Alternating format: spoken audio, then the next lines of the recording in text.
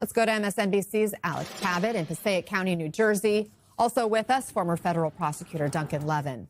Alex, lay out what's happening there where you are in New Jersey and the role these election monitors are actually playing. Well, Anna, as you noted, the Department of Justice has sent election monitors to polling sites here in Passaic County at the behest of the New Jersey GOP. The NJGOP cites a rare incident of potential voter fraud from 2020 during a city council race here as the rationale for why they want these election monitors here keeping tabs at these polling sites. Now, my colleague Caitlin Proto and I, we've been to at least 4 different polling locations here in the county. So far, only 2 of them tell us that they've been visited by these election monitors, and they say these election monitors have been popping in, keeping tabs from afar, and popping out, not necessarily lingering. Now, I talked to one local Democratic voter who says that while the New Jersey GOP might claim they're sending these monitors to ensure election integrity, he's a little bit skeptical of those motivations. I want you to take a listen. This is an important area for the country. There's a large demographic here, and New Jersey has historically kind of gone back and forth between a Republican leadership and Democratic leadership. If I'm nervous, I'm sending out people to keep an eye out on things as well. So you think they're doing it because they're nervous about the outcome for Republicans? Absolutely. I think if they had no reason to be nervous, they wouldn't be paying attention. And Anna, it's been a tense morning here in Passaic County after polling sites here, 2 separate polling sites received bomb threats. Luckily, I visited each of those polling sites. The police have swept through them, ensured that everyone is safe, and voting has restarted at those 2 polling locations. Anna? Alex, just to be clear, what's allowed today at these voting sites and what isn't as it pertains to these election monitors? Well, Anna, these election monitors are allowed to observe from afar, to keep tabs on the ongoings, on the proceedings at these polling sites, but they're not allowed to talk to the voters or in any way intimidate the voters. And Anna, from the polling locations that I visited so far this morning, the polling workers have told me that the election monitors have been adhering to those rules. Alex Tabbitt, thank you. Please keep us posted. Duncan, it's this 1 district in New Jersey and then 5 in California, as we mentioned, where these federal election monitors are going.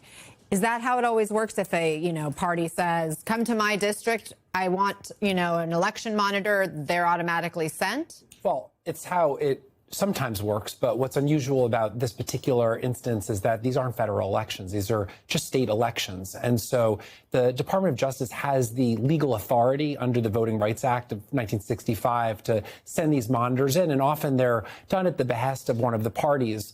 But what's unusual about this is that these are very largely Democratic-leaning counties, particularly in California. The one in Passaic County in New Jersey, Trump flipped over to his side, but it's generally gone for the Democrats. And there's a tight gubernatorial race right now. And so what's unusual is that the DOJ is stepping in here where there's really not a lot of clear federal authority for them to go in. There's jurisdiction. They're allowed to do it. But the question is, why are they doing it and why are they being asked to do it?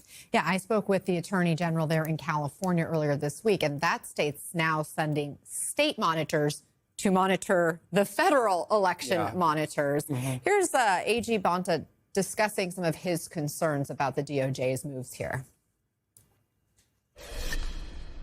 This is very partisan, and I don't think they have concern about whatever the Republican Party stated, but they want to come to set the groundwork that there is some sort of widespread voter fraud when there's been absolutely no data for that. So I worry about what they might use this moment to do, what they might suggest, what flags they might raise that have no basis in fact.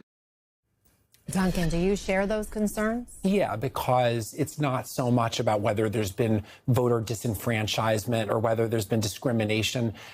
What's going to happen here, most likely, is that these quote-unquote monitors, who are largely DOJ lawyers, are going to come back and report that there were some irregularities, that there were no cameras in the places where they keep the ballots, the mail-in ballots, or other irregularities, and that they'll use that to try to expand their presence for the 2024 2026 midterm elections or 2028, maybe that they'll send the National Guard to watch over some of the elections. So it's really not so much about what's happening today as whether this is a trial balloon that the Trump administration is trying to use to expand all of these monitors and their intimidation presence at the polls. Time will tell whether that actually works or whether that'll just, rile up the base of voters who want to come out and vote regardless. But these concerns are real. And even though today they're not interacting with anybody, that may not be true in 2026 and beyond. So we got to keep an eye on that. Yeah, we'll be keeping an eye, too, on the ongoing vote today to see how this all unfolds. Duncan Levin, as always, thanks for being here. Thanks.